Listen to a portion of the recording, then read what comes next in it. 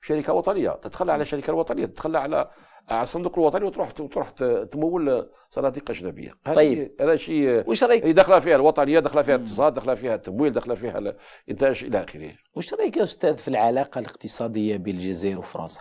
يعني لي فرونسي يقول لك راهم غضبانين رغم انه خليني نقول بوضوح قلشتهم الحكومه تاعنا في وقت من الاوقات.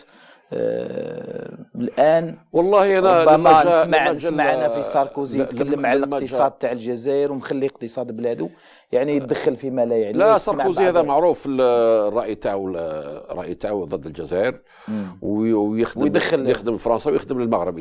معروف انه تقريبا راح يولي. انا ما نعطولوش قيمه، انا حتى يعني لا يتكلم على الاقتصاد الجزائري. واش دخل؟ ما عنده ما دخل. واش دخلوا؟